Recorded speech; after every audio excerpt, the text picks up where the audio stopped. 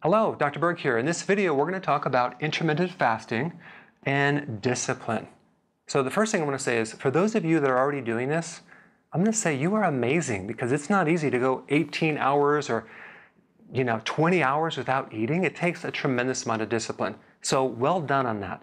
For those of you that are not doing that, I want to try to talk you into it because there's some really cool benefits. My message has always been, you have the power over food, your body, your health. Okay, but what do most people do? It's the opposite. It's the food is controlling them. I was in the airport last night. I was watching people in line at the Cinnabon little place they had there. There wasn't a lot of people in line that looked healthy. There wasn't any slim people. There was a lot of overweight people in that line. And basically, the food manufacturing companies are really smart in that they prey on people's emotions, the sensation of that food. It's all short term. They don't think tomorrow. They're thinking right now and just going there eating that Cinnabon. So people live for the sensation of food. Their whole life is wrapped around this sensation. Okay? It comes with a package. Okay? I'm not talking about the sensation of health foods. I'm talking about the sensation of junk foods. The food manufacturing companies have inserted many chemicals in those foods that keep you highly addictive.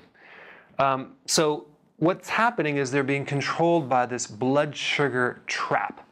They spike the sugar, it goes down, now they're hungry, they go eat it, goes up, they get tired, goes down, they eat it, and it's literally a trap.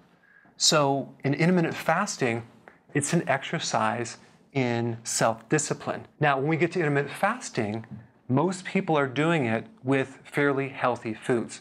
So I'm not talking about doing the Cinnabon with intermittent fasting, but intermittent fasting is an exercise in self-discipline. If you think about it, it has so many benefits physically, like increasing growth hormone by 2,000%, regrowing nerve cells so your cognitive function is amazing, high levels of ketosis where your body is so level, you're out of the blood sugar issues now. Now you have this incredible energy that's very sustaining, improving your memory, improving inflammation, improving your cardiovascular function. I mean, it's amazing. But beyond the health, there's also increasing your personal power, your personal willpower, because you're actually putting discipline where you're not eating for a period of time, despite all this temptation. It really improves your personal willpower, which is actually almost equivalent to the body improvements. So I want you to look beyond the short-term pleasure of food and look at the long-term benefits on a physical and emotional level of intermittent fasting, because I think you'll love it. There is some uncomfortableness in the first 2 weeks because you're adapting to it, but you can do it on such a nice gradual increase that it's not that hard. But you have to just be really conscious of what you're doing and not randomly just kind of eat what you want. Okay? So you start with 3 meals a day. Do that for a period of time without snacks.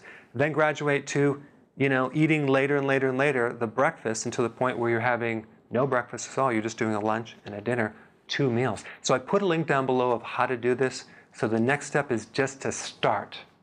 So as of today, I'm just under 60 pounds total loss since. And so for the women out there, you guys, I was killing a size 18 women's, and now I'm in a loose size 10.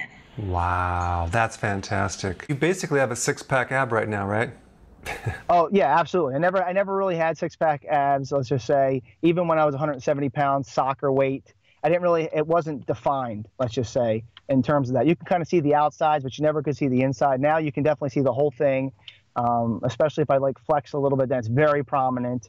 And, that definitely feels good. I'm proud that I don't have to worry about wearing a swim shirt when I go with my kids to the pool or something, which I would when I was 180 pounds or 190 pounds. I felt a little embarrassed in that way. But besides just looking better, I just feel 100% better. It's hard to tell how you feel really when you're 180 pounds. You don't feel good, but if I could compare somehow, get the feeling trapped in a bottle for both feelings at the same time, it's so much better now than it was then. So I thought, let me give my body a chance to adapt more. And 2-3 months, I did my blood test again, and my cholesterol was at the normal range. I was so happy. You know, like sorry, doctor, like I have two members of my family, you know, one died of a heart stroke and one is disabled from the neck down just because of heart disease. And I didn't want to take that route because I know if I'm going to start taking tablets, I'm going to it's going to open for me other doors, like other medications. And I thought, no, I don't want to do that. I wanted to go into ketosis, and I got committed, and people saw my results. Hey, if you haven't already subscribed, press this little button down below, okay? Thanks.